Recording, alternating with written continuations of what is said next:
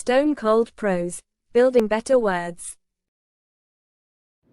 Face it, half of what's fun about going to the movies can be summed up in 3 words. The bad guys. In addition to generally getting the best dialogue and the best tailors, who dresses better than the Nazis, the villains or supervillains of cinema allow us to focus our free-floating hatreds and dislikes on one atavistic image, one sneering, gloating face. Everything that sucks about our own lives can be crammed into a single piñata of evil. And if and when the villain is defeated, well, we achieve a victorious, cathartic release, which we are often denied in real life. You can't kill your boss, the office bully, or the jerkweed who just wrote you a $350 ticket for being 3 inches too far from the curb, but you can watch as appropriately magnified versions of these people are shot, blown to pieces, socked on the jaw, or just told to go F themselves. Hi guys, welcome back to Stone Cold Prose, where we build better words, better thoughts, and better men. I'm Miles Watson, novelist and author of numerous award-winning series including Cage Life, Sinner's Cross, and The Chronicles of Magnus. I worked in Hollywood for 12 years, law enforcement for another 10, and now I break it all down and build it back better. So let's get into this. Let's get into the villains. Now, by definition, every movie must have its antagonists, those characters whose purpose is to thwart the desires and goals of our heroes and our heroines. In some movies, these antagonists are not evil or even bad, they're just obstacles which must be got around or through for the good guy to get what he or she wants. A good example of this would be the drill instructor or tough coach films, where the drill instructor coach is the antagonist but not the villain. These folks are disqualified from my list, so you won't be seeing Louis Gossett Jr. here, even though he did kick Richard Gere's balls into next week to win a fight in An Officer and a Gentleman. In other films, of course, the baddies are pure blood evil itself, with absolutely no redeeming qualities at all. They have no psychological depth and seem to revel in killing, torture, and other nastiness for its own sake. But simply being evil is not enough to qualify for my own personal murderer's row of cinematic goons and goonettes, any more than being able to hit a ball with a stick makes you a Major League Baseball player. To truly wear the black hat, you've got to be bad, and being bad is more than just acting that way. You've got to have that extra something. Bad charisma, rabid animal magnetism, commandant presence. Call it what you like. So for the record, the first 10 picks today are drawn at random from a lot of over 50.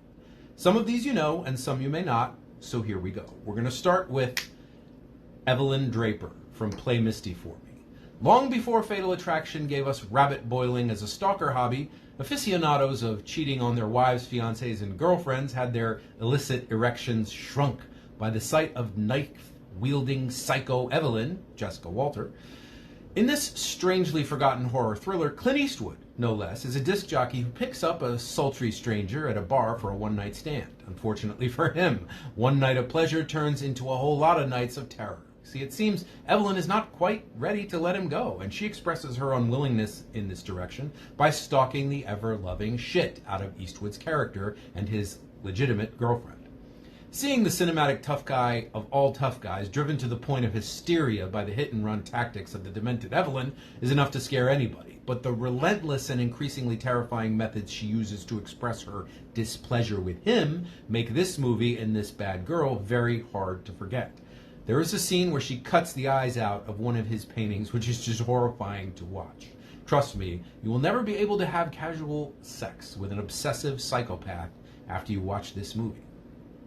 Next is Frank Nitti from The Untouchables. Billy Drago is one of those actors whose face tells the whole story before he utters a single word. Blessed by genetics with the mug of a total villain, Drago plays Al Capone's vicious right-hand man to a T of evil.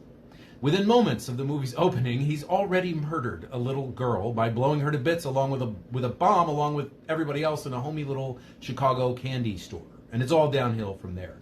Later, he brutally murders not one, but 2 of the audience's favorite good guy characters, and then has the audacity to taunt the do-gooding Elliot Ness about it with these words.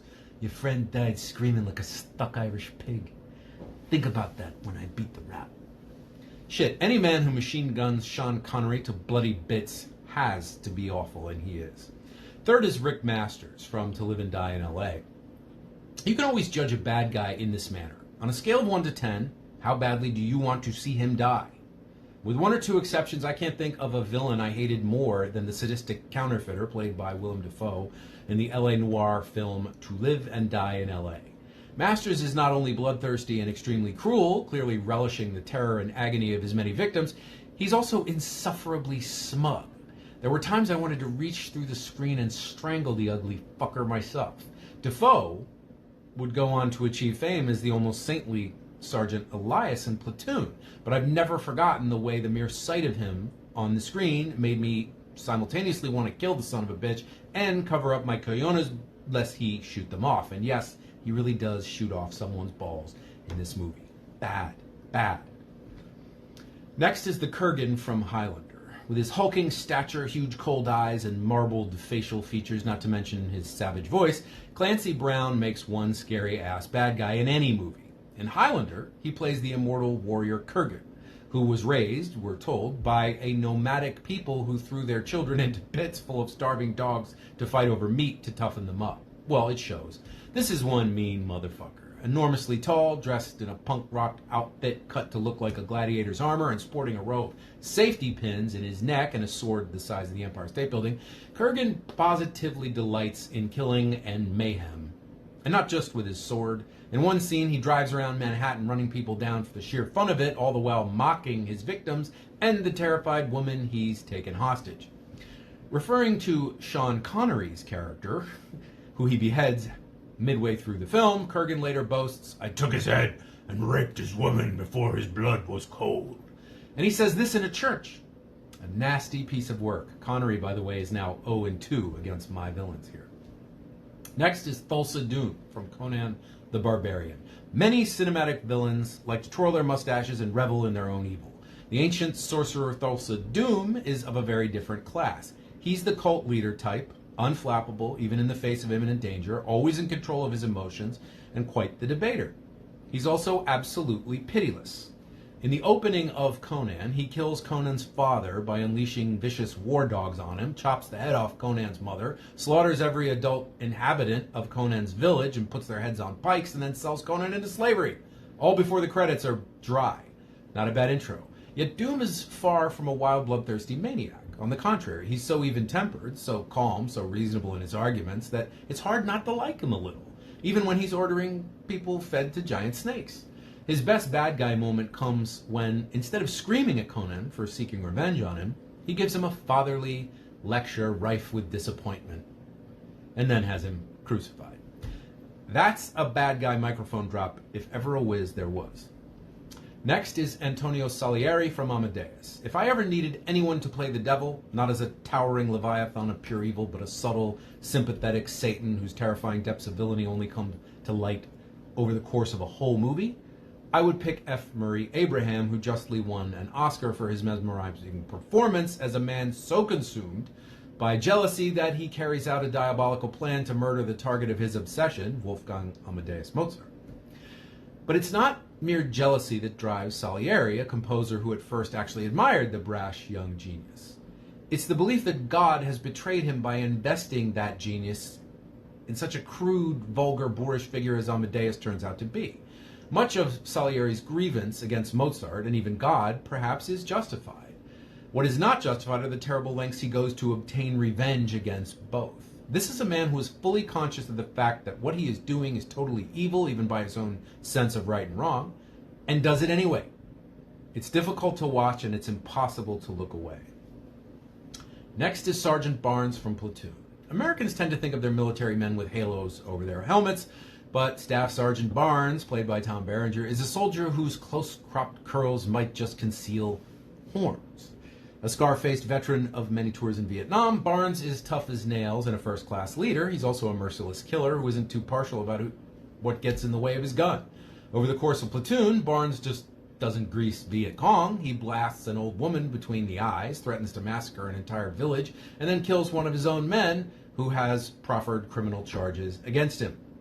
In one memorable scene, he laments, "Them politicians back in Washington trying to fight this war with one hand tied to their balls," and then declares, "Ain't no time or need for a courtroom out here." Why would there be when you have Barnes, a natural executioner? One of the most interesting comments about Barnes is actually rendered by his mortal enemy Elias. Barnes believes in what he's doing, and indeed he does, which is what makes him so goddamn scary. Next is an easy one, Darth Vader, Star Wars. A man who needs no introduction, everyone's favorite Sith Lord, is no ordinary villain. Enclosed in black armor, black leather, and a black cape, speaking through a vocabulary that makes him sound every bit as wicked as he turns out to be, the artist formerly known as Anakin Skywalker set the bar for bad behavior in Episode 4, A New Hope, and Episode 5, The Empire Strikes Back. I have seen a positive crap ton of movies, but I have never before or since watched an audience hiss when the antagonist enters the room. Honest to God, the audience hissed. I thought that was the sort of thing people did in 19th century opera houses in Sicily when they didn't like The Soprano. But I'm here to tell you it actually happened because I was there. Vader, the archetype of the fallen angel character, is a volcano of ability. In his first on-screen appearance in 1977, he crushes the trachea of a rebel leader and then hurls his broken corpse into a wall so hard it rebounds like a ping pong ball. This sets the tone for all sorts of future mayhem, but he's never more evil than in the sequel when his violence is directed as much at his own troops as the enemy. Whether killing incompetent admirals, torturing his daughter, or shortening his son by a hand, Vader is what Ice Cube might observe as the... Next is Amon Goethe from Schindler's List. It's almost unfair to include Nazis as villains because they're so damn good at it. Everything you were taught not to do, everything your parents, your teachers, your religion told you was evil and wrong, comes naturally to them. Including one of them here is like letting Andre the Giant enter a strongman competition.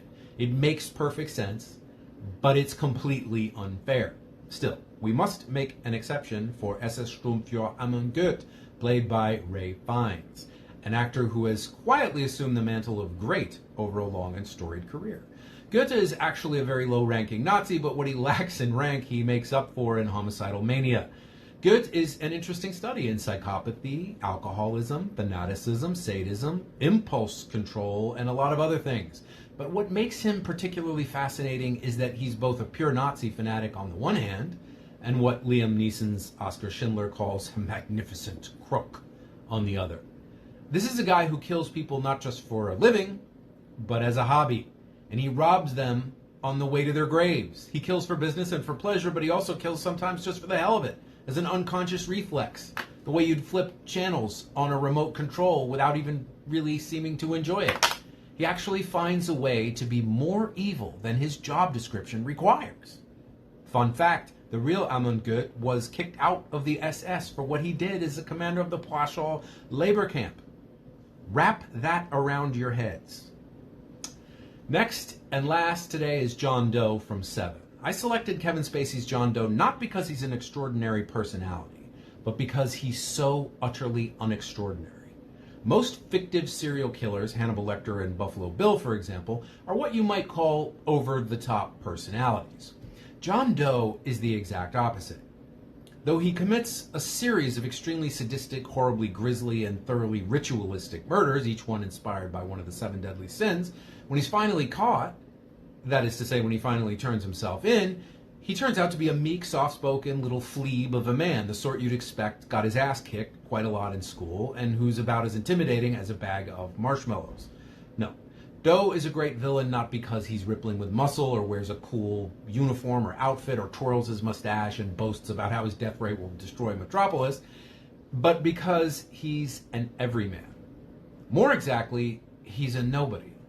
He's the faceless guy you sit next to every day on the train, the quiet man in the adjacent cubicle, the kid in the back of the class who never says much and doesn't seem to have any friends or any enemies. He's average, dull, nondescript, unremarkable.